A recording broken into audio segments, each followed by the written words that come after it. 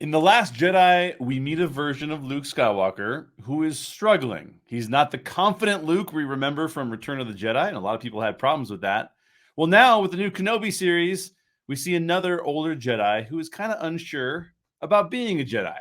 That Jedi is the title character, Obi-Wan Kenobi. Today's show is all about the new Disney Plus TV series, Obi-Wan Kenobi. This will be a spoiler-filled show for episode 1 and maybe some spoilers for episode 2 as well. If you haven't seen the first 2 episodes of Obi-Wan Kenobi, you might want to listen after you have seen those 2 shows. Welcome to the Story Geek Show. I'm Jay Sherer, co-writer of Death of a Bounty Hunter and Time Slingers. The full cast audiobook version of Death of a Bounty Hunter is now available via our website, on Audible, on audiobooks.com, on Downpour, on Apple Books, and basically everywhere audiobooks are sold. So support the show by purchasing a copy. Links are in the description. Joining me on today's show, a frequent guest of the Story Geek Show and one of the voice performers in our full cast audiobook, Megan Salinas. Hey, how's it going, Jay?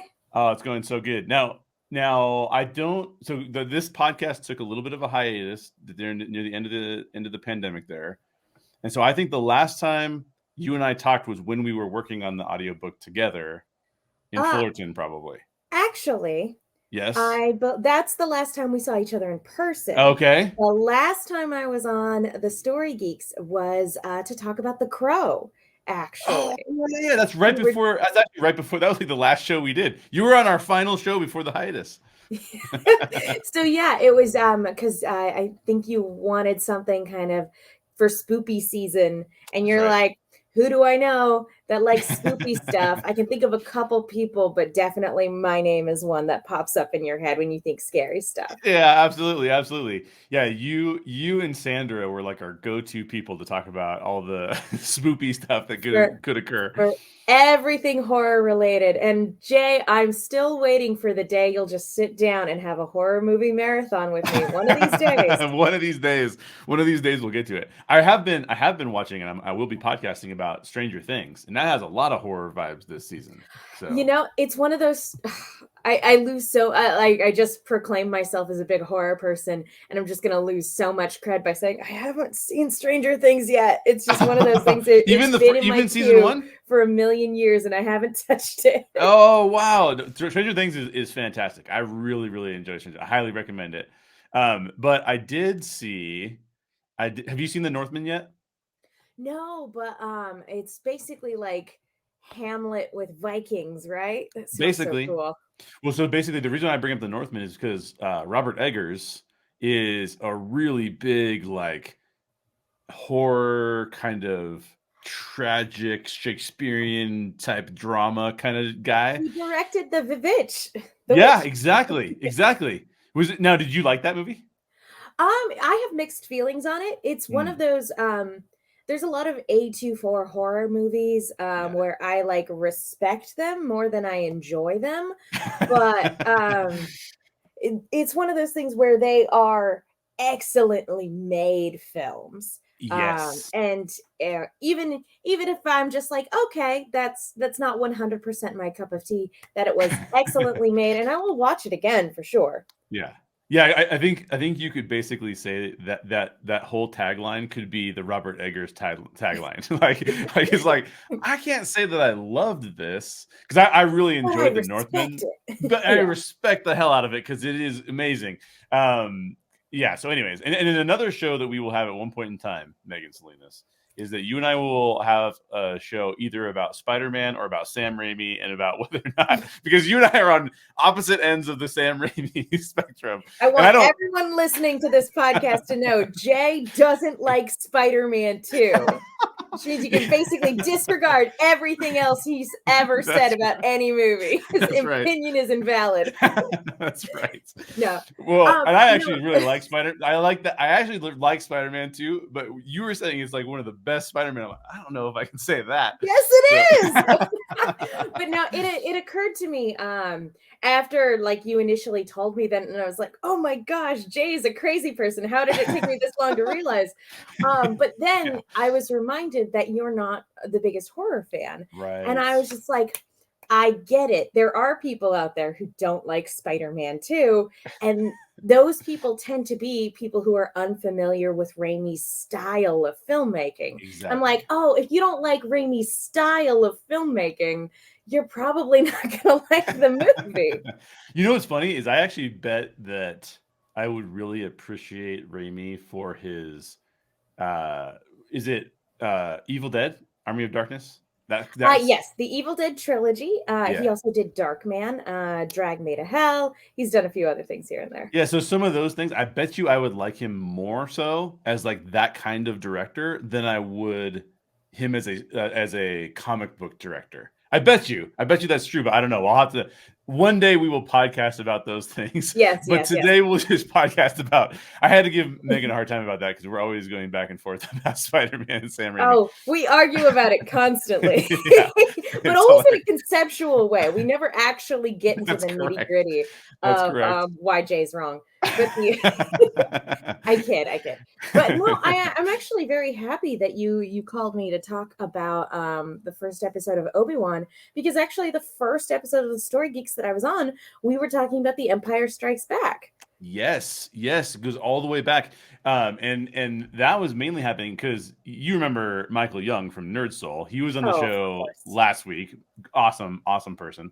And he and I talked about getting ready for Obi-Wan Kenobi, and so and I was just remembering back to all the times we got a chance to podcast together in the same room. He and I were talking about that. Like we used to be able to be in the same room. That was really fun. Now the pandemic, not always in the same room, but that's all right. So let's dive into Obi-Wan Kenobi here. Obi-Wan Kenobi, the series, takes place 10 years after Revenge of the Sith.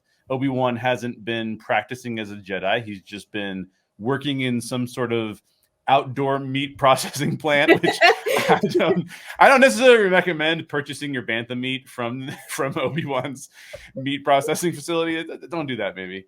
Hey, it's not his meat processing facility. He just works there, man. He just works there and then takes a little piece of meat home every night. It's very odd. It's a very odd setup there. We also have Inquisitors, who are basically, if you haven't seen them in Rebels, they're Star Wars Rebels. Are you a Rebels fan? Oh, big time. Okay, that's good because I have only seen parts of it. Not that I'm not a fan.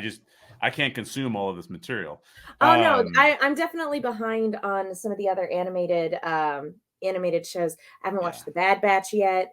But it's one of those things where it's like there's so much. It's hard. It's hard to keep up with everything. I just mentioned that I had never seen Stranger Things. It's hard to keep up, but Rebels is one of those ones that actually helped get me back into Star Wars.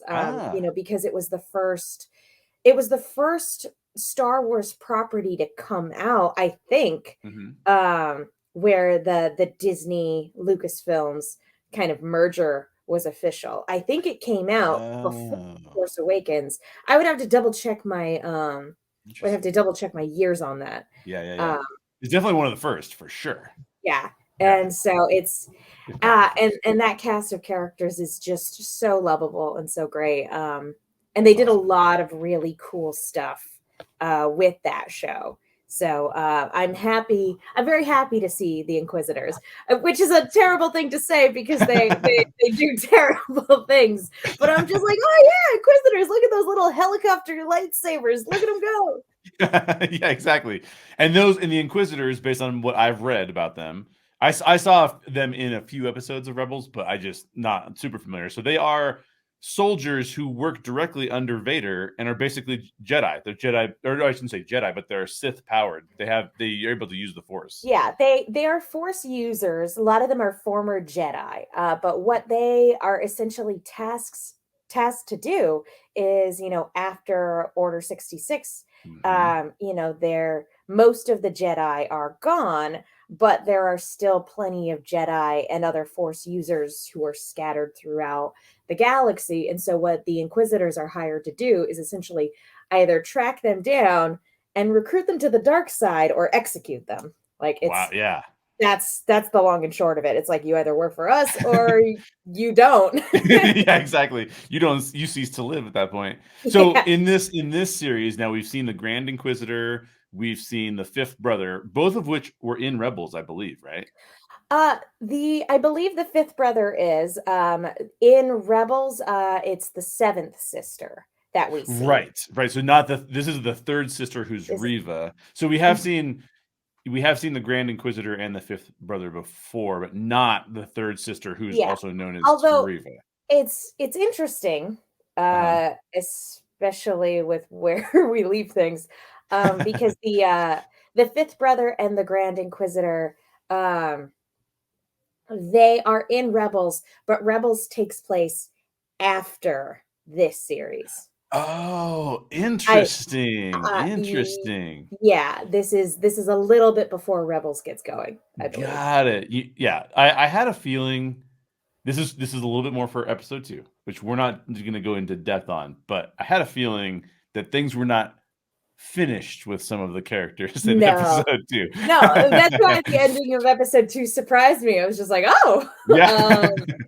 hmm, That's are funny. we retconning some stuff Yeah, or" what's going on here? Yeah. We also got to meet a young Princess Leia on Alderaan, which I didn't expect to see, but she shows up. She's as headstrong as ever and gets kidnapped by a group of mercenaries. So here's my first question for you, Megan. This show is a pretty big deal at this point because Ewan McGregor is back as Obi-Wan. Jimmy Smits is back as Bail Organa.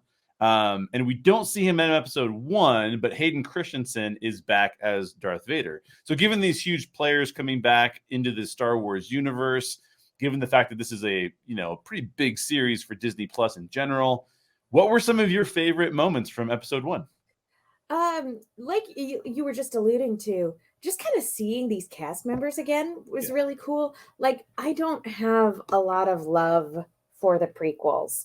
And I know a lot of people have been reevaluating them in recent years, and let's be honest, a lot of that comes from nostalgia because a lot of people who are like, "Oh, the prequels are great." They were kids when the prequels came out. Yes. So it's one of those things where I still don't think the prequels are great movies, but I do appreciate a lot of the reevaluation in recent years. One, for how great the casting is, because they were great casting, even if the performances at the time are not everyone's best work. It's because they weren't working with a lot of great dialogue material. They just Yeah, weren't. that's right. Yeah. But every time you get to see them acting, they do great jobs. Like, they're all wonderful at emoting. They are all excellent actors, and it's just such a shame that they didn't have better dialogue to work with. But Well, not only better dialogue, but also to your point, this is going to be controversial. The mind of George Lucas is amazing. The things that he has come up with are some of my favorite things that have ever existed in the storytelling realm. But let's face it, he's not a top tier director. He's so even if the dialogue is clunky, like what he's telling them to do and how he's instructing them to behave, mhm. it's not fair to judge any actor who was in a George Lucas directed thing. You can even see the difference between a Star Wars property that was directed by George versus a Star Wars property that was directed by somebody else, and the differences are striking. Like Mhm.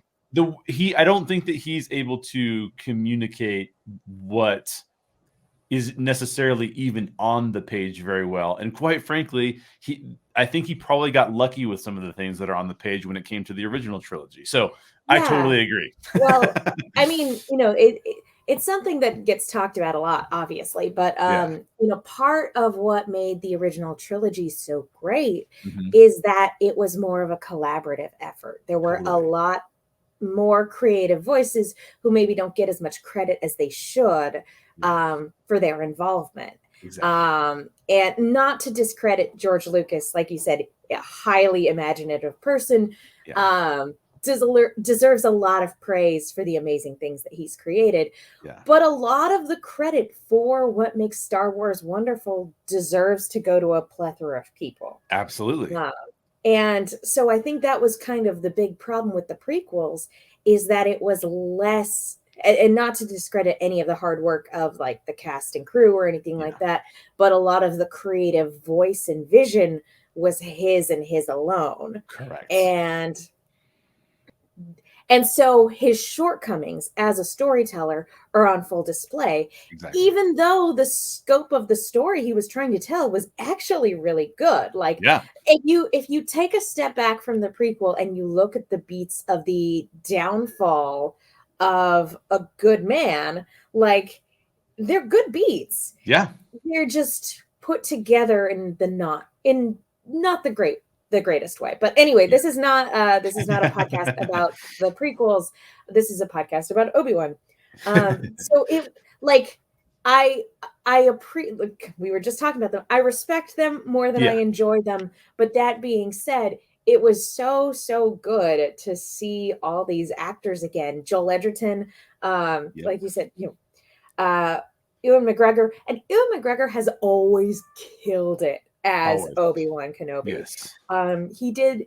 His performance, like taking inspiration obviously from Allen Guinness's performance from the original trilogy, like he embodied like a young, like he looked at Allen Guinness's performance and went like, okay, what is the younger version of that man? And he nailed it for every single movie. He freaking nailed it. It was amazing. So it was great to see him again. It was great to see all of them again. And not only was it great getting to see them again, it was great getting to see sort of the meeting of these two separate worlds, like in my mind, because I'm a big Rebels fan. So it was great seeing Inquisitors in a live action setting while also seeing Obi-Wan, like, it's kind of like a meeting of the worlds, like, and if you're a Clone Wars fan, you're like, yeah, I've already been there, done that already with like Ahsoka Tano and showing up in some of the other series and everything like that. But this was a cool thing because it was like the first, I don't want to say exclusively Rebels thing to pop up in the live action stuff, because it's not, but I always get very excited whenever I see anything from Rebels pop up in the live action stuff. So absolutely, I'm excited. Yeah. There's so many good moments here too. I'll throw out some of mine. First of all, the opening sequence in the Jedi Temple in Coruscant was, I think, probably some of the best stunts. There's in the opening sequence of that sequence, and the opening moments of that sequence, I should say, the female Jedi who has been training the younglings literally jumps, does a twist, and like bats one of the blaster bolts back at the stormtroopers, and I was like, that is sick. I will watch that all day long. That's amazing. Just like, I need a gif of that on repeat. Yeah, exactly. It was so cool. So it was really, really well done. I really liked Obi-Wan trying to communicate with Qui-Gon, because I feel like that basically is a promise. If they don't do this, they're going to disappoint me. But it's a kind of a promise, like you're going to get to see Qui-Gon Force Ghost in this series. And if they don't do that, I'm gonna be really pissed off, because I'm like really waiting for it now. Let's see what else I got here. Oh, I also really enjoyed, there's a scene in A New Hope, which is one of the first times that we ever see Luke. We're starting to know who Luke is, and it's when he's working on the two droids, C-3PO's in the tank, the whatever it is, the liquid tank that he's in, and Luke is kind of playing with a shuttle. Well, that's the shuttle that Obi-Wan gives him. It leaves there at the moisture farm. And it was cool to see that. It was cool to see like kind of a little bit of a throwback. My original trilogy heart was satiated by that. And you mentioned Joel Edgerton. He is amazing as Uncle Owen, and the interactions he has with Obi-Wan, fantastic. Yeah. Oh man, he's such a good actor. Yeah, and he kind of embodies that, like that very, very gruff sort of like the persona of Uncle Owen from the original trilogy. Because even though you might look at him and be like, he doesn't look like that guy necessarily.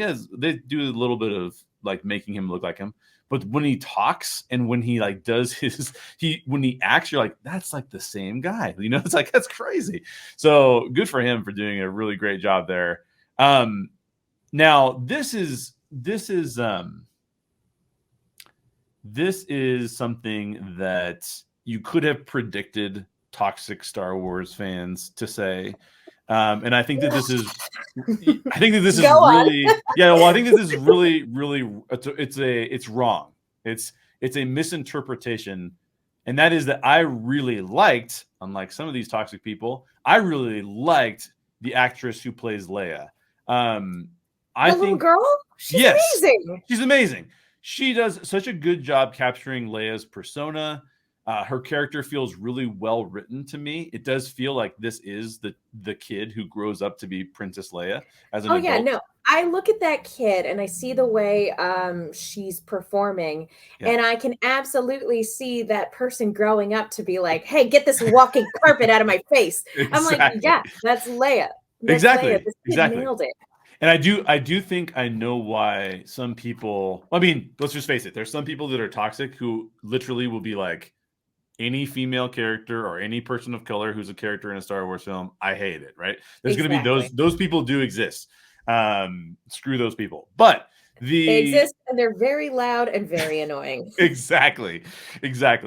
But I will say that I do think that there is one valid complaint that we'll get to later about, but it's not the actress. It has nothing to do with the actress whatsoever. She does a fantastic job. And her scene with Bail Organa, where they're kind of like, I guess it's like they're on a patio of some sort, and he's talking to her about how she should behave. And I thought that was really amazing because she has a fairly mature personality for her age. And by the way, that actress, if my understanding is correct, is even younger than Leia is supposed to be in this, because I think she says she's 10. I think the actress is only 7. So give me a break. She's doing amazing, right? Like, so, and she's acting with Jimmy Smits, and like he kills it, of course. And so as they're interacting with each other, she's a very mature, more adult than a normal 10-year-old or certainly a 7-year-old would be acting.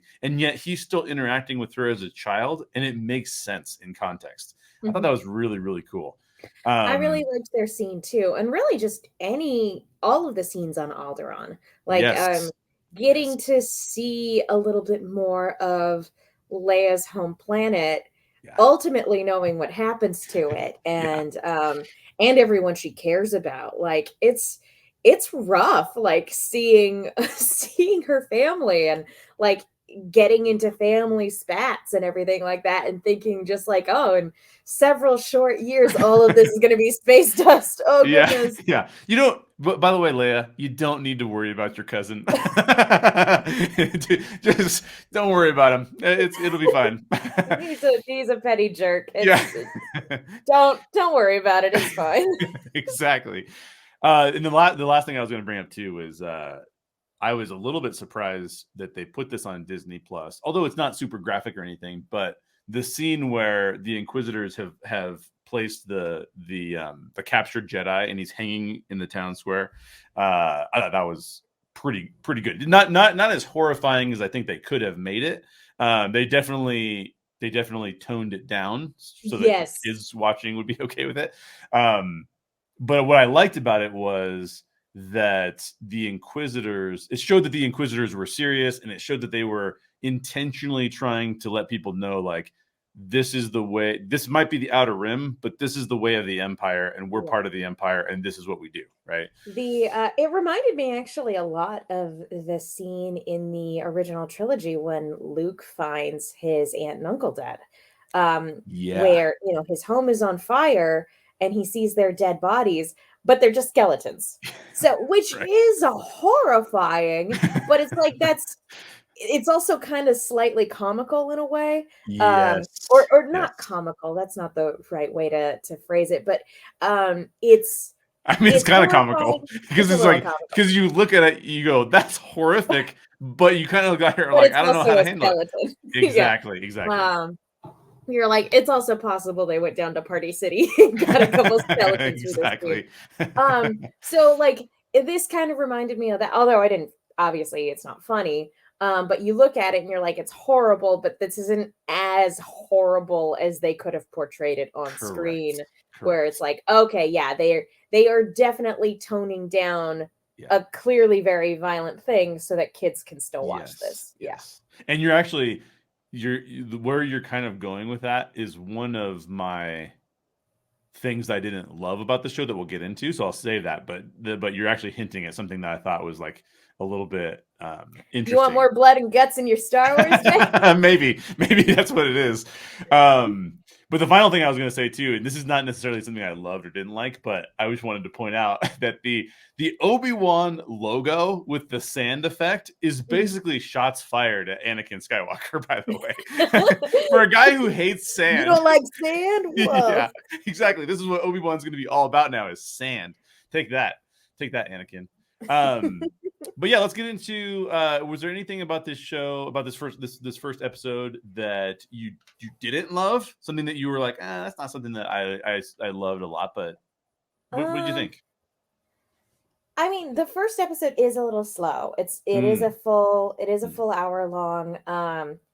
And there wasn't anything I outright disliked. Like you were just saying, loved seeing baby Leia, loved getting to meet those characters, and loved seeing the Inquisitors.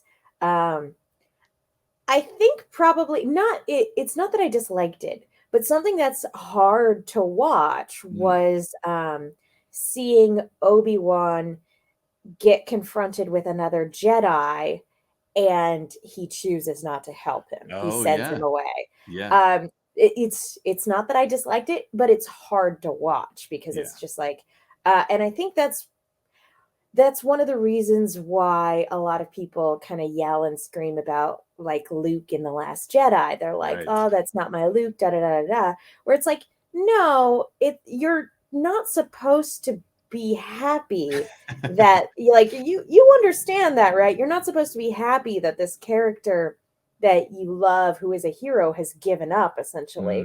It's supposed to be hard to watch. You're supposed to be feeling things. And you're supposed to be kind of bummed about it. Yeah. That's why it's all the more important when they rally and get back into the fight. But I think a lot of people mistake that like feeling of emotion with like, oh, this is bad. It made me feel bad, and therefore it is bad. And it's just like, guys, no, that's not how that works. Yeah. So it's not that I disliked it, but it was hard to watch him. It was hard to watch him turn that young Jedi away. And then the immediate consequences of that are this poor young Jedi's death. Right. Yeah, that was challenging. It's hard to see what do they call themselves? The arbiters of peace and justice, or justice and peace, or something like that, in the galaxy, basically not caring about justice and peace, right? Like, or only caring about their version of it. And especially because that there was like this weird POV handheld camera shot that made it seem like somebody was watching them. Yes. And it's just like that didn't necessarily have any payoff either. So like those are kind of nitpicky things, but I apologize. I interrupted. What were you saying? No. I wanted to hear all the things you said. No, that's totally true. And we'll have some more. We're going to talk about some of those moments in a little bit more detail because I have some questions about that. So I'm glad you're leading into that. Anything else that you thought, it's not my favorite? I mean, just kind of some nitpicky things here or there. Like, nothing that like breaks my suspension of disbelief or anything like that, or takes me out of the episode. But like when Leia is initially running away from the bounty hunters, I'm like, she has tiny little legs, guys. You're adults. Get it together. Right. That's actually just kind of some moments like that where it's just like, that seems silly. I was gonna say I have the exact same thing on my notes because again, anytime I talk about ask a question like this, the difference between a podcast that's like, hey, let's talk about Kenobi and like respond to it as fans, and the difference between the story geeks is that literally the story geeks mean that we have to say, well, what doesn't work and what does work, because we'd like to get better when we create our own stories or work on stories or watch stories. We like to know, like, oh, okay, that's why people struggle with that, or that's why that doesn't work well here. And I had the same exact note, like when those mercenaries or bounty hunters are chasing little Leia, it's pretty clunky. I mean, I wish they had given Leia more like ingenuity. Like that scene should have done one of two things. One, it should have been way shorter. And they just like they get her, right? Or it should have felt like Home Alone, where she's like, I've got these things that you don't know about, and I'll go this way when you go that way. But what it just seems like is it's like there's a little kid running at 3 miles per hour, and you adults are just stupid. Like, you know, so I think that I totally agree with you. That was a little bit it was a little bit a little, like, I don't know if you've ever seen the old like Ewoks live action movie. Yes. I was like, this feels like it's a scene out of one of those. Exactly. So all they really needed to do was shorten that scene a little bit, and it would have had the same effect, and it wouldn't have felt as like, why can't they get this little kid? And I think the issue with that is just, this is a 7-year-old. Exactly. This is a 7-year-old. She can only do so much in terms of like the physicality of the role of jumping and running and doing stuff like that. And they're probably shooting for like 8 hours a day and stuff like that. So. Absolutely. So that's, from a storytelling standpoint, a way that you can, when you realize that you're going to have limitations, you either build other things in, like she has some things hidden that she knows the terrain better than somebody else. Yeah, exactly. Slingshot, something. Or maybe she even does like something with the Force, right? Like just a little bit where they go, oh, that's right, she's a Force user. Anyway, I'll stop complaining about that because it wasn't that big of a deal. But the other thing like I said, nothing immersion breaking or anything. Just kind of like one of those things where you kind of giggle to yourself while you're watching it. And you're like, okay, exactly. This is where we're at.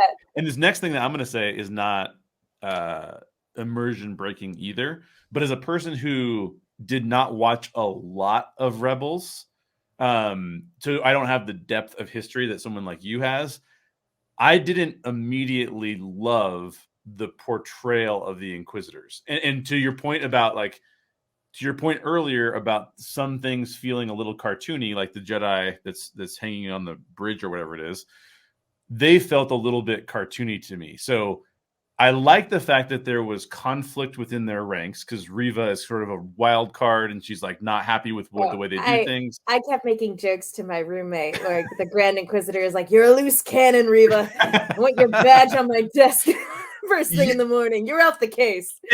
Exactly right. Some of that seemed pretty, even the opening scene where he walks into the saloon, he calls it a saloon, and he basically is like, I'm going to tell you who we are. I'm going to tell you why we're here. I'm going to tell you why. It's like, okay, so I get it. This is like the opening crawl acted out for the Kenobi series. It's like, we're going to tell you everything that these people do, just in case you haven't seen anything. Actually, can I respectfully disagree? I actually really liked this because for anybody who's familiar with the Inquisitors, the live action introduction of them like makes sense for anybody who's not familiar. But what I love is that for anybody who is familiar, seeing the Grand Inquisitor do his thing and give his spiel, and then in the middle of it getting undermined and interrupted by one of his underlings, it's equal parts intriguing and hilarious, because it's like he got interrupted during his monologue. He's got a system for this. It's all about intimidation and using everyone's fear to get what you're looking to get out of everybody. And Reva, the third sister, just having none of it, because she is a loose cannon, she is a wild card, just in the middle of his pontification, because in Rebels he's actually played by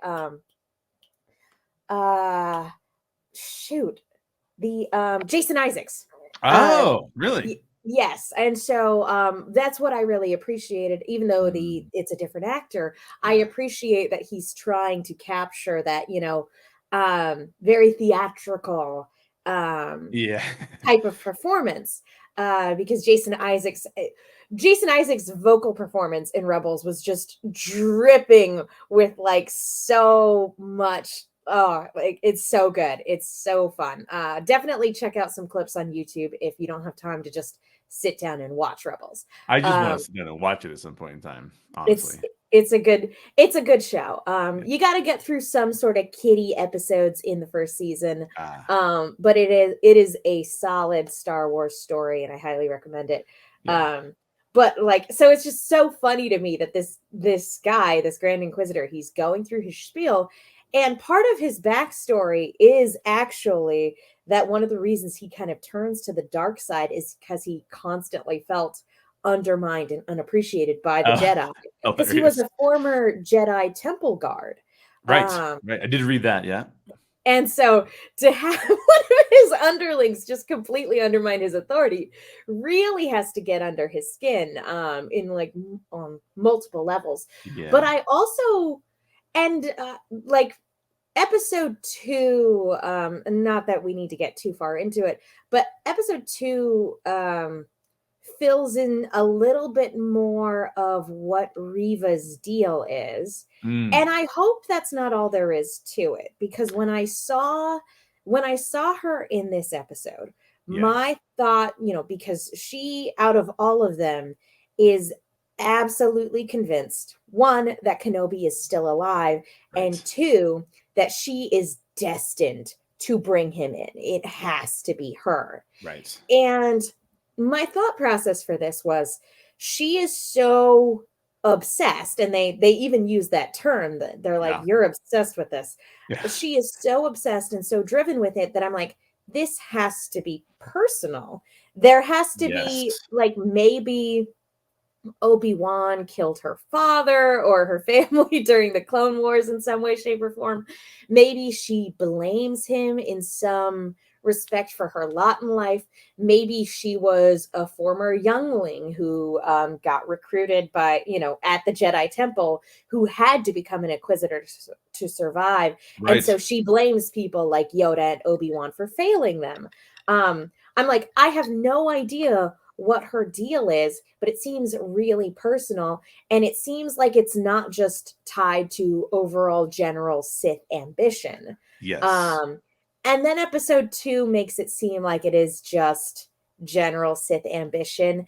And I'm not that there's a problem with that, but I'm kind of like, I really hope that's not the case, because she Yes. seemed to be taking it so personally. And I really do hope that there is more of a personal connection between her and Obi-Wan.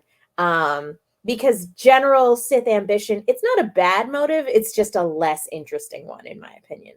Oh, I totally agree. That was kind of part of the end statement that I had there. They felt to me a little cartoony, but see, as a person who watched them in an animated capacity, it's like, well, no, they actually feel like how they're supposed to feel, because they did start out cartoony because they were They animated. were literally cartoon characters, yes. Exactly, exactly.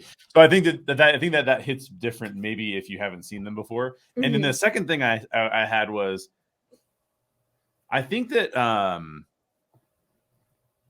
vitriol, I'm going to use the word vitriol to describe Riva's emotion, does feel like it needs to be personal. And it feels like it needs to be part of her backstory, because a lot of times, if you are doing something for ambition's sake, there's not a sense that you have vitriol, like this like pent up hatred for someone. You just have, I'm chomping at the bit to get this thing done, and I don't care about the people involved, their emotions, but she doesn't have that. She's like, she has vitriol. So I'm totally on the same page as you. I think there's something more there, and I think that they will reveal that over time. If they don't, I'll be a little bit disappointed, but I'd be really surprised if they don't, because just like you, I felt like this is a person who has hatred, that's pent up for a reason. Something happened to her that she is now saying Obi-Wan is that person I can blame. He's Yeah. the villain that I've been able to create in my mind. So I don't know. That's my personal take. The hints that they drop about her backstory in episode 2 Yeah. imply that, she came from nothing, Right. Right. and Right. had to kind of claw her way up to get to where she's at in life. So again, it's not that like just having ambition because she's a Sith and because ultimately she wants power because she felt powerless for so much of her life. Like that's not a bad ambition, but there was just so much anger directed towards Obi-Wan specifically. Correct. Like I said, it's not a bad motivation. I will just be disappointed if there's not a personal connection there. Totally agree. And then and the counter I would present as somebody who is ambitious but doesn't necessarily have a personal reason, which was I think done perfectly, is Moff Gideon, played by Giancarlo Esposito. Like that is a guy who or a character I should say, who feels like I just have ambition. Yeah. Screw everybody else. I don't I'm care. going up in the world. Yeah. Exactly. So I think that that's the portrayal. That's the kind of portrayal I would expect more from the third sister, Reva, if it's just about ambition. But you and I are on the same page. It's probably not, and we'll probably get more backstory, and we'll realize what's going on here. Yeah. And if it does just turn out to be a desperate climb towards the top, because it is out of sheer desperation, then I think it will make contextually it will make a little bit more sense. But we'll see how it goes. We'll see. Yeah, we'll see. It could be her vitriol could be actually more towards the inquisitors themselves and how they operate, and we might see that come out in that. But it does feel personal, and I think we'll just see. We'll see. I have confidence. That they'll present it well. Okay, so you mentioned this earlier, but this idea of seeing Luke again, I feel like there's some callbacks to sort of how Rey feels as well. So let me ask you this question. When we meet Obi-Wan, he feels like to me a cross between Rey in The Force Awakens and Luke Skywalker in The Last Jedi.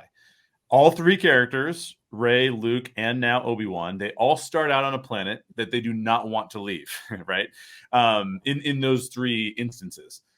They're also, all three of them, doubting themselves in one way, shape, or form. They're not confident in regards to their influence on the world and what they should be doing to influence the world. And I think that people thought that worked pretty well with Rey because we had never seen Rey before. She's a new character. But it didn't work well for people in terms of how Luke was portrayed. Not everybody. And you and I can talk about what that looks like for why it works for some people and why it doesn't work for other people. But it's interesting to me that I've heard a much smaller percentage of people with the same complaint about this version of Obi-Wan. So do you think that this makes sense for Obi-Wan's character arc? And let's get into like some of the reasons why people felt the way they did about Luke and how they could feel about Obi-Wan. And were there storytelling components to those two characters that set them up better? What do you think? You're absolutely right about it feeling very reminiscent of other things that we've seen in Star Wars before. When Obi-Wan is clocking out the first time we see him, which BTW, space sand manta rays are really, really cool to me. Yeah. They show up for a hot second in a movie called Vampire Hunter D Bloodlust, and I'm just like, this is a nothing scene, but that's really cool. So I appreciate seeing sand manta rays and something else as well. But but when he's clocking out for the first time, my roommate leaned over to me and she's just like, 1/4 push. Yeah, perfect. Like, that is exactly what's happening.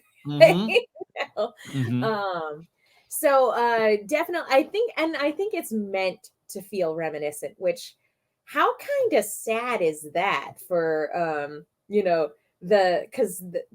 Rey, that's 40 years in the future, maybe a little bit longer, and things sort of are the same depending on, obviously that's a different planet, but like depending on where you're at in the galaxy, things are still really rough, and it's just like the more things change, the more they stay the same.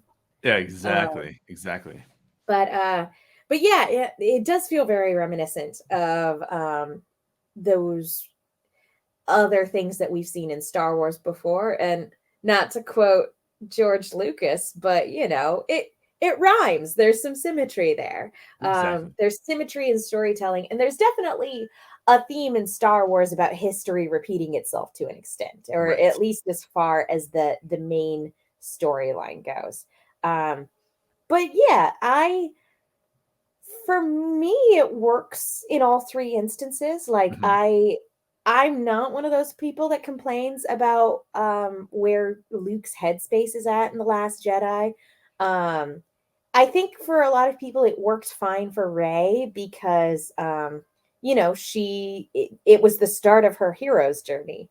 Yep. And in the same way that like Luke started off his hero's journey on Tatooine and everything like that. Exactly. Um the thing about Luke during The Last Jedi, and I guess Obi-Wan here, is that it is the technically speaking the start of a hero's journey for Obi-Wan, but they are at a different stage in life. They're not young. They Right. like it is the start of a hero's journey, but they are at a different phase in life Right. that causes the reluctance to start the journey. For a lot of traditional hero story, it's this person is young, they've never experienced the outside world, and so everything is new and scary to them in that regard, and they've never been away from home. Right. So to have a hero's journey where that's not the case, like this character has already had a numbers of adventures under their belt, I think a Mhm. lot of people are like, well, why are you hesitating, why, Right. like, you know, that sort of thing, where it's like, no, that's just where they're at with their life experience. It's still the start of a hero's journey, it's just for an atypical protagonist. Right. Right. Yeah, no, I agree with that 100%. I think one of the reasons it's easier to take with Obi-Wan, and I hear fewer people I've heard people bring it up as like, "Oh, this is not the Obi-Wan that I remember." Although I do think that there's a scene in episode 2 where he feels a lot like Obi-Wan in the Clone Wars. But I think what the difference between the two is the last time we saw Luke, which by the way, I didn't have a problem with Luke's portrayal in The Last Jedi or Rise of Skywalker, what little he shows up there, but I do think that what it's the last time we see Obi-Wan in Revenge of the Sith, he has now realized that everything around him is crumbling.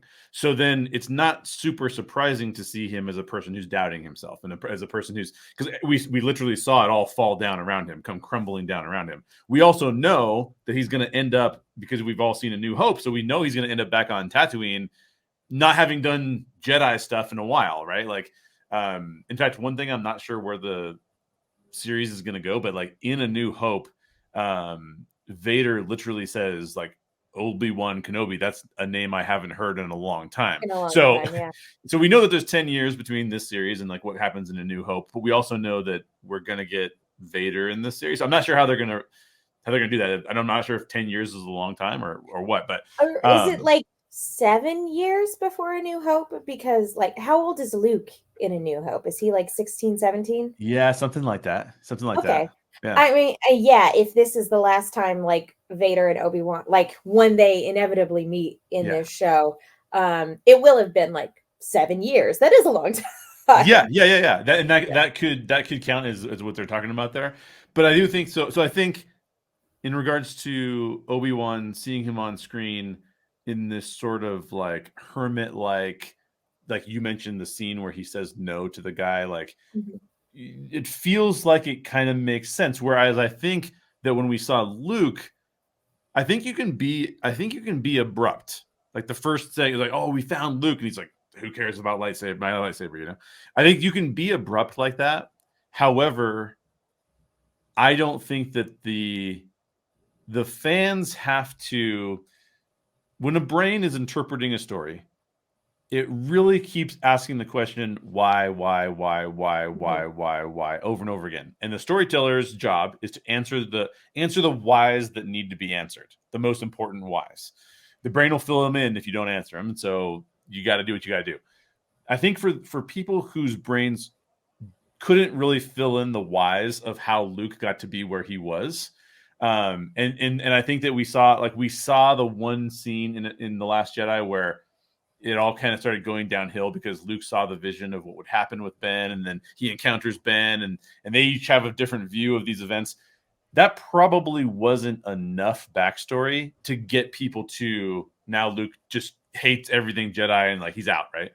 So I think that we're much better set up to deal with Obi-Wan where he's at than we were to deal with Luke where he's at. Mm-hmm. I didn't mind where Luke was, where he's at, just to be clear. But I do think that, like, if we really wanted to solve that problem, feel abrupt, for sure. Yeah, it felt a little bit abrupt without a lot of backstory. So, I'm on the same page with you. I think, and I totally agree with you that it's the start of Rey's hero's journey, and so it makes sense for her to feel like that.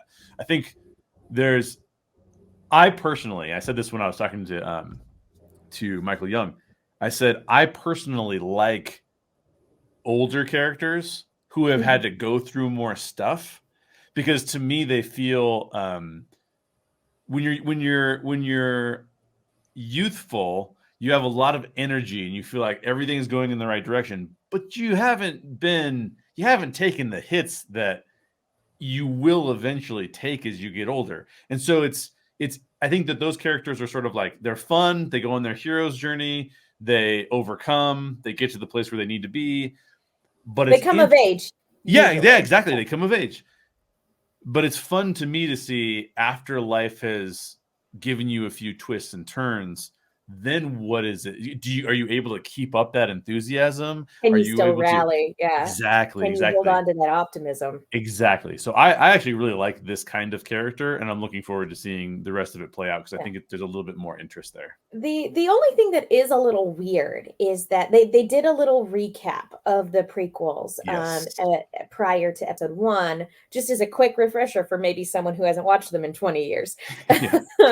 But so they do a quick little recap, and the last bit of the recap is Yoda saying, "I will teach you how to communicate with Qui-Gon." Yeah. And then the next time when we see Obi-Wan, at one point, at no point in this first episode does he use his Jedi abilities at all.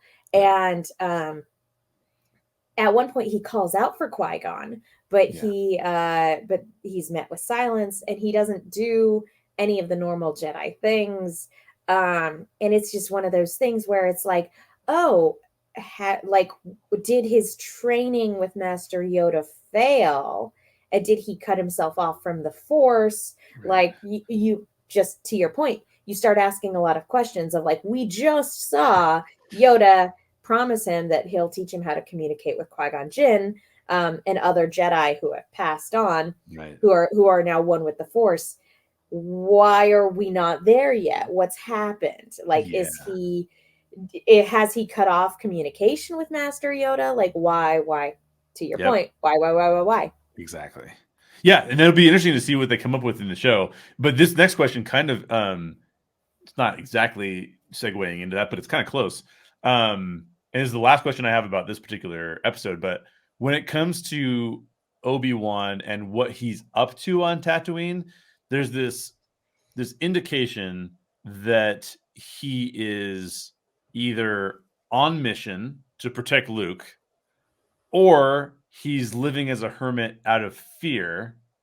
Which one do you think he's leaning more toward, and how does that impact why he's not using the Force and how he's behaving in this episode? Honestly, I think it's both. I think it is a little bit of both. I think he is there to protect Luke and to keep an eye on Luke, and to make sure that nothing bad happens to him. But he's also using that as an excuse for inaction. There is absolutely more that he could be doing. And Owen is also Owen, and I assume Beru as well. They're very aware of their situation. They're very aware of the danger that they're in, taking care of this boy. So Obi-Wan could, in fact, step away, and it's not like he'd be abandoning Luke entirely because Owen and Beru are taking care of him. It's not like Ben is his guardian. You know, he's keeping an eye on things. But also it's kind of clear that he hasn't needed to step in during these past 10 years. Um, and so it's one of those things where yes, he means it, but he probably uses that a little bit more as an excuse to himself than Mm, anything else, especially because as far as we can tell, he isn't engaging in his Jedi training. He right. isn't communicating with Yoda or Qui-Gon Jinn. Like, and he keeps saying, "Oh yeah, the like I'm gonna have to start training Luke at some point," but Owen clearly doesn't want that, and he's not pushing as hard as he Right. should. So it just kind of seems like he's caught in this holding pattern of Yeah. like, I'll have to do the thing. Not today though. Right. Yeah, it's essentially like like I mentioned earlier, it's that reluctance to leave, which is one of the first stages of the hero's journey, you know. Right. Right. And basically Luke is his excuse. Right. I I do think he means well, and I think he does clearly care about Luke and wants to protect Luke, but it's also his excuse for inaction. It's like Yes. when uh because yeah, when the call to adventure happens, that is the first thing he brings up of like, oh, I can't, like I gotta stay here. Like Yeah. I can't go take care of that other kid who should be equally as important to me. No, can't do that. Right. Right. Exactly. Yeah. No, I think you nailed it. I don't have. I actually like literally have nothing to add because I get classified it as the same thing. Like, yeah, this is a mission for him, but also it's a convenient excuse. It's Hmm. both um, and yeah, it'll be interesting to see how it all plays out. Obviously, episode 2 takes him farther, and so we're getting back to some more older Obi-Wan type of activity. So yeah, it'll be interesting. I think I totally agree. It's like I think it's a good place for him to start this series, and I think that over time it will be really cool to see how his character kind of transforms. Any other thoughts about Obi-Wan Kenobi? Because we're gonna do a left turn here into Death of a Bounty Hunter and some of your other voice work that you've done. So any other thoughts about Obi-Wan Kenobi? Uh just that this was a really fun ride. There might have been some clunky bits here or there, but I'm really enjoying what they've put out so far, and I'm really excited to see where it goes. Yeah. And even if it doesn't necessarily stick the landing, again, like if it ends up like story wise falling short, again, it's just so nice to see these actors playing these characters again. Yes. So regardless of where the story goes, I'm having a good time, and I just hope everybody who can sit back and enjoy the ride. Oh, totally agree. Totally agree. Out of curiosity, just for episode 1, scale of 1 to 10, what would you give it? Ooh, probably an 8. Yeah, that's exactly what I was going to say. Probably an 8. Because I think basically, like every show starts out at 10, and then it probably has a few things where you're like, okay, well, that's not my favorite. But I mean, 8 is a really, really solid score. So I think we're in a good place. I'm happy. I'm really happy about that. Me too. Um, So I talked about at the beginning of the show. I talked about Death of a Bounty Hunter finally coming out on all the audiobook services, so you can go buy Death of a Bounty Hunter anywhere where you find audiobooks. And this is a full cast audiobook, which means that most audiobooks, like probably 95% of audiobooks, they have one narrator, and that narrator does all the voices of all the people.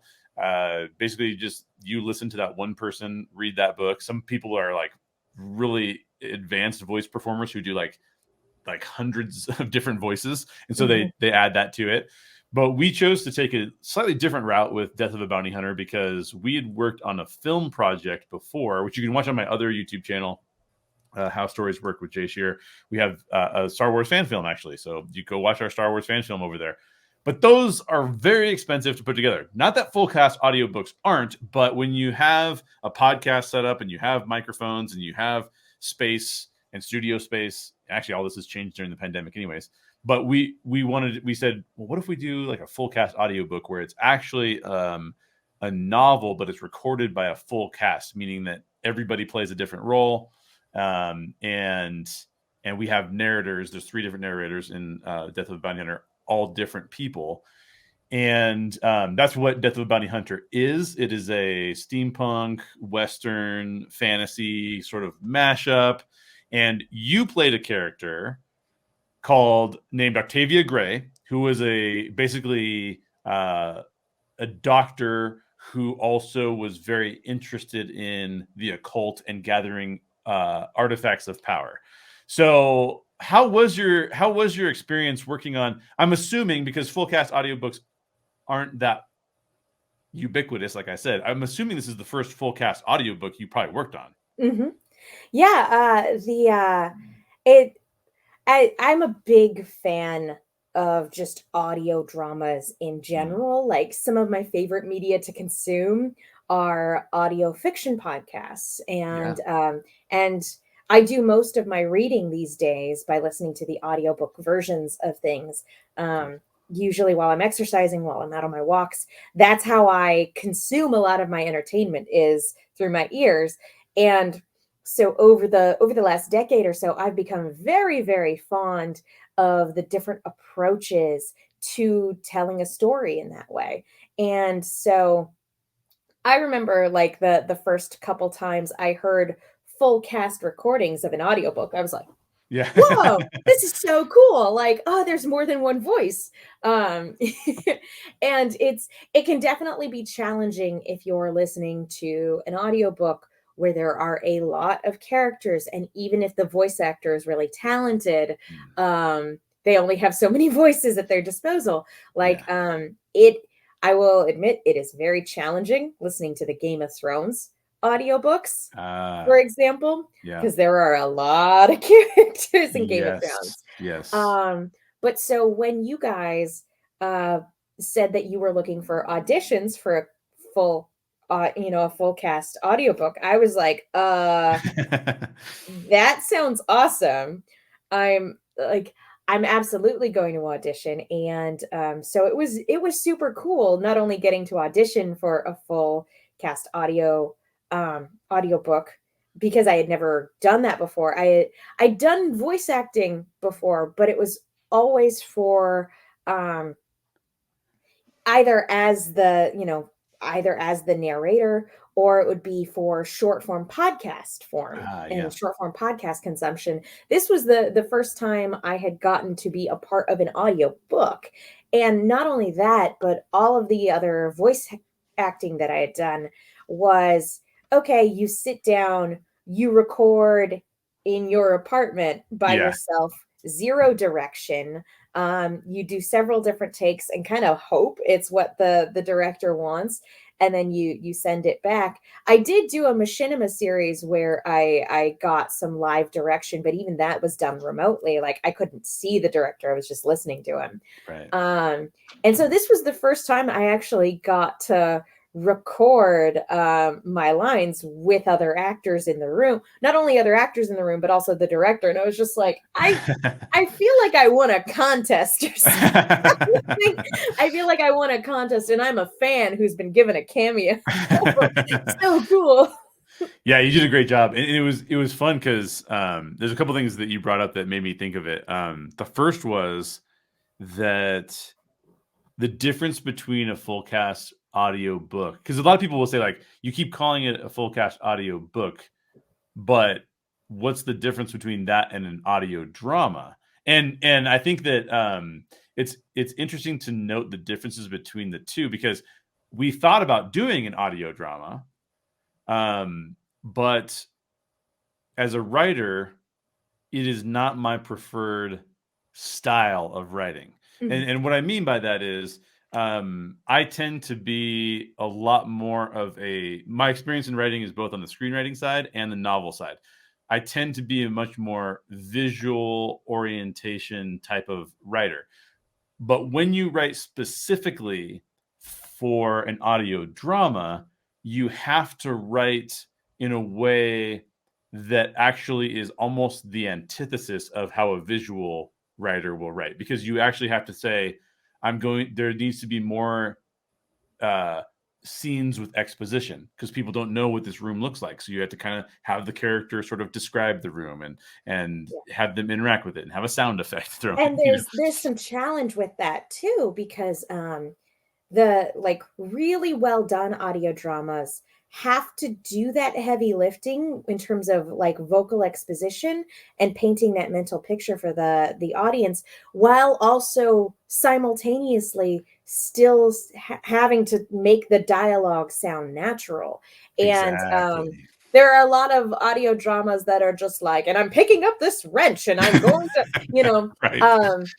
I highly recommend, if for horror fans out there, I highly recommend the Magnus Archives podcast, because that is definitely one of those ones where it is an audio fiction podcast that is written with its audio drama format in mind, in terms of walking that line between natural sounding dialogue and exposition dumping, so that you get the full picture of what's actually happening. Whereas audiobooks, to your point, it's just it's written as a book first.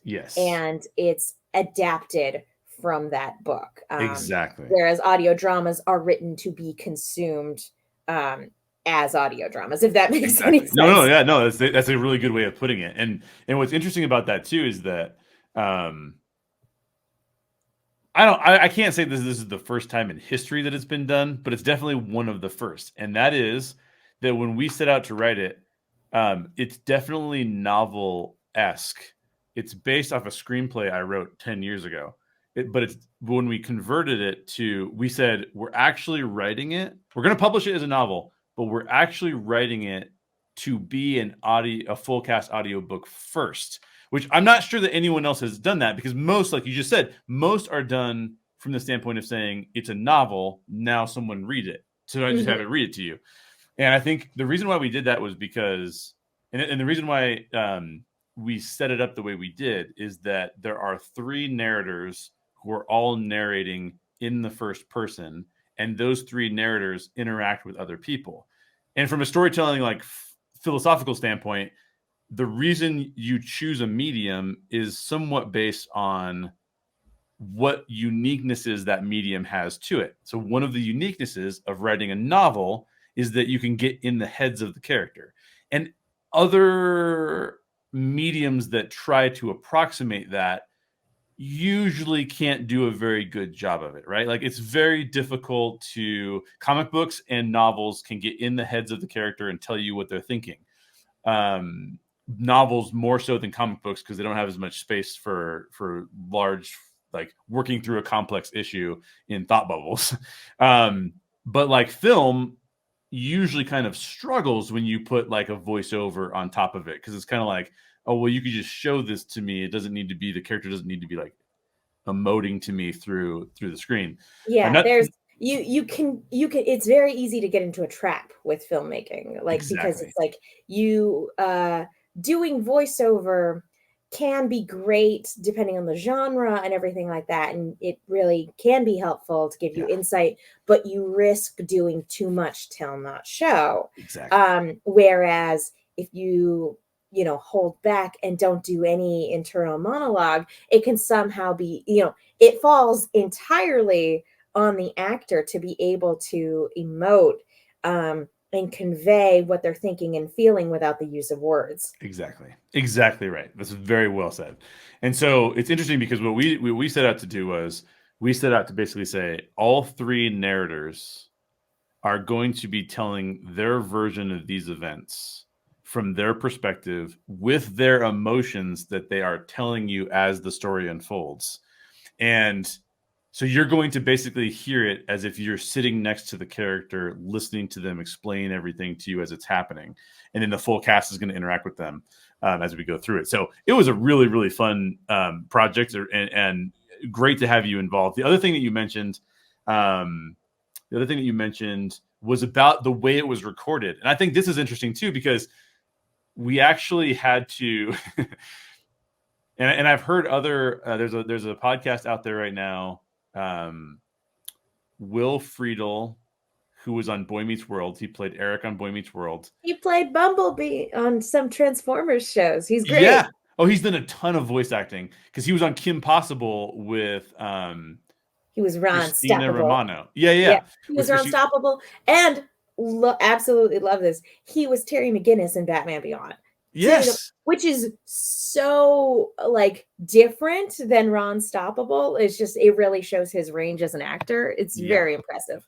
Yeah, so it's and they talk about how different voice performances are set up to do with animation. So it's a similar type of thing, but it's animation. And he talked about he and Christina have talked about sometimes you work alone in the studio. Maybe the director is there with you, or the director's, you know, remote, but still like telling you how to do them. And sometimes you actually work with the other actors. And so what was really interesting about this project was this project started way back in, I believe it started back in at least 2018, if not a little earlier. And the first recordings were done in my backyard studio on equipment that was not very good. And it was okay. It was okay. It wasn't terrible. But and you got to do it around the table with people. So you got to interact with them. And that was an awesome experience. And I wish we could have recorded more of that, but we had to then go back in, and because we were unable to capture everything up front, there was a delay in our whole process. Then when we brought everybody back in, it was mostly just to do one-on-ones. You and I were still in the studio together. I think Nathan was actually on the phone or something with us listening. And that was a very different thing because yes, we were in the studio together, but you weren't getting to act off of the other character. Now, we lucked out because you had the other experience of acting around the table. You sort of knew you could. I don't know. You tell me, but I'm imagining you can picture in your head like Timothy's sitting across the table as me reading his Deckard, and this is the way he sounds, and this is the way, you know. And so it was different. It was a different experience, but I really wish I'm going to set up at one time. I promise I'm going to set up a release party. And I'll try to get as many people as can come because some of the actors in the book haven't even met one another. Cisa Gray, who narrated for us, and when I say narrated, there's 3 narrators, but then there's somebody who reads the chapter headings and who reads like just the interstitials that we have in there, the part 1, part 2, those kind of things. She did the title page and stuff like that. She's been on. She has been on a bunch of shows. Legends of Tomorrow. She's one of the characters on Legends of Tomorrow. And so she came in and read for us. So Cisa hasn't met any of the rest of you guys. So I hope that at some point in time I can get like a virtual, we'll do like a StreamYard or a Zoom thing where we can maybe do a scene, like have a scene recorded, and that would be our launch party for the book. Because it was the entire cast was amazing to work with, super talented, no attitude problems. There were 2 people one of whom I reached out to and decided not to work with because she was a giant problem. I won't say who she is, but she was a giant problem. And she had a name. She has a name, so it's like then another yeah, exactly. Then another person who is a very talented impressionist. I won't say the name on this person either, but the way that those 2 people acted from a business standpoint and just from an interpersonal standpoint, let's just put it this way, we won't be working with them. I only want to work with cool people. That's all. I only want to work with cool people. That's all. There's nothing wrong with, and sometimes personalities just clash, and sometimes it just doesn't work out. You know, it's nothing personal. It's just, you know, exactly. Different. Sometimes people's styles don't always mesh. That's all. Exactly. And in this case, I talked to some of my other friends who had also worked with these people, and they're like, yeah, they're difficult to work with lots of people. So anyways, that just is what it is. You'll encounter that if you're doing any kind of creative project. Otherwise, you get to work with really cool people like Megan. So just last question for you is, is voice performing something that you want to pursue more in the future? Is it more of a hobby? Like, what does it look like for you personally? For me, it's definitely more of a hobby. Love to do more. As I said, I absolutely adore audio dramas and audio books because that's a big part of the way I consume my entertainment. Living in LA, I fell in love with audiobooks mainly because I had such a long commute to my job for the better part of a decade. And I'm happy that at the moment I don't have a huge commute because I'm working remotely and I live a lot closer to work now. When I do have to go into the office, but I like it's still a big part of my entertainment consumption because I do a lot of exercising, and so um, that's how I do a lot of that's how I enjoy myself while I'm doing very unpleasant tasks because exercising is not fun. But I'm also a big fan of animation, and so like good voice performances are something that I wholeheartedly respect, and voice actors don't get enough recognition for the hard work that they do and for the talent that they have. And so I have a lot of admiration for many different voice actors. I fully acknowledge that I am not a great actress.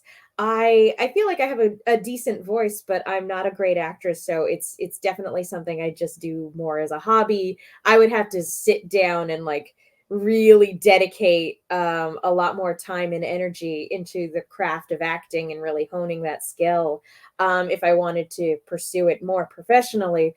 But what I've done, I've definitely enjoyed, and I definitely want to do more.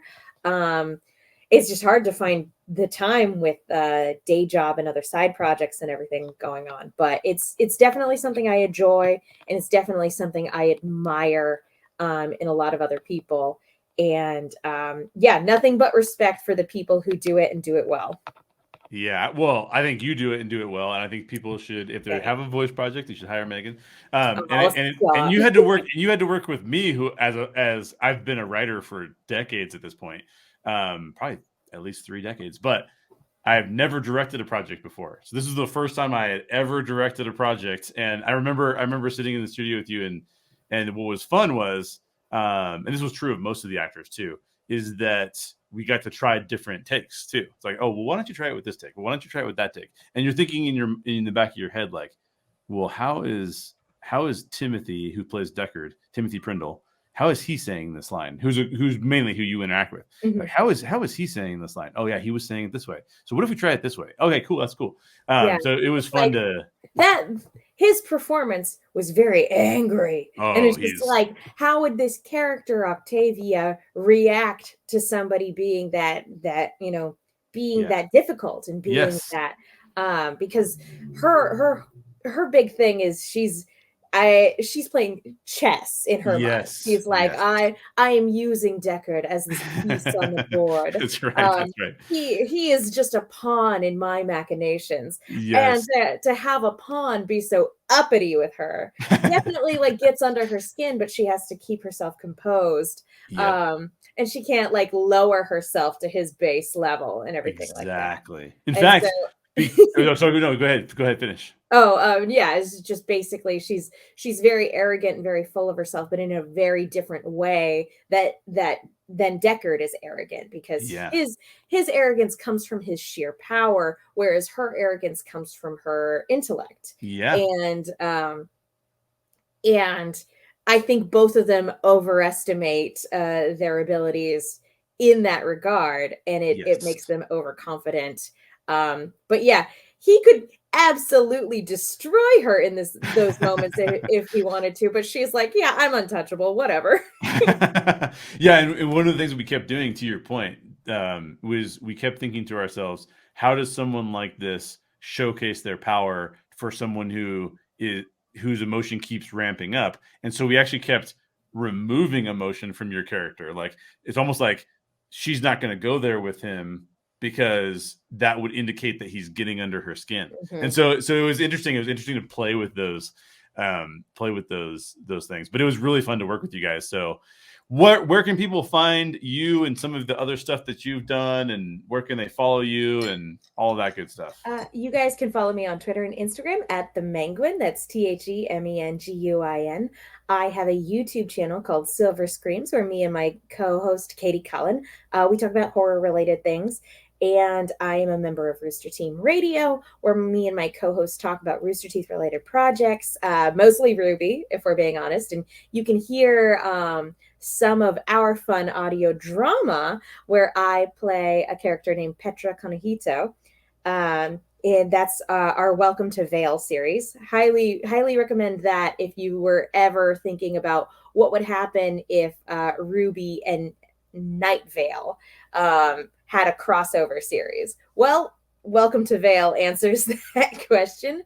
And I also do a podcast called No Love Lost, where me and my co-host Will Link talk about Lost. He loves Lost, and I don't, and we discuss. Perfect.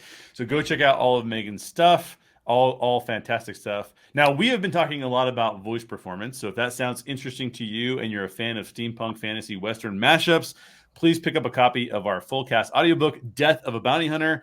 It's about a desperate sheriff who will do anything to save his daughter and a bounty hunter who realizes he can no longer run from the truth. Megan Salinas plays Octavia Gray, a shrewd doctor who dabbles in occult artifacts. And I feel, Megan, like that character would be like a perfect Indiana Jones villain. So it's kind of close to my heart as an Indiana Jones fan. Oh no, I hope her face doesn't melt off in a future installment. Oh no. Yeah, you never know. You never know. Totally happened. She'd Totally be like, yeah, I'm gonna open the Ark of the Covenant. It's my right. Yeah. Oh, she would 100% open it. Yes, absolutely. Well, that is it for today's show. Special thanks, Megan, for joining us today. New shows will come out every Wednesday on YouTube and on your preferred podcast channel, and bonus shows come out throughout the week as well. If you have a topic or a question that you'd like for me to discuss, please leave me a comment or shoot me an email at hi@reclamationsociety.org. I'd love to include your questions in a future show. I'll also be recording shorter shows throughout the week. As I mentioned, I do a lot of different shows. I'll post them on YouTube. They'll get thrown out to the podcast feed as well. So just make sure you're subscribed to get all of the latest content. You can subscribe to the Story Geek Show on our YouTube channel or on your preferred podcast provider. Thanks for watching. I will see you on the next show, which will be about episode 2 of Kenobi. The fellows from Orange Grove 55 will be joining me on that one, so don't miss out. Thanks again, Megan. It was a pleasure talking to you again. Thanks so much for having me. It's an absolute joy anytime I get to talk about Star Wars with you, so thanks again. Absolutely. We'll have you back on. Well, maybe we'll do a big retrospective at the end of it or something like that. And Spider-Man 2. Spider-Man, my favorite Spider-Man yet was the latest one. Because I thought No Way Home was awesome. Yes. It's one of those things where I had a lot of feelings going into it, and it was definitely a treat. I don't think it's a perfect film. I don't think it's a perfect Spider-Man film, but it is a Spider-Man film that I walked out of the theater and I turned to my friend and I was just like, I am happy that I am alive. That I am alive because I got to see this movie.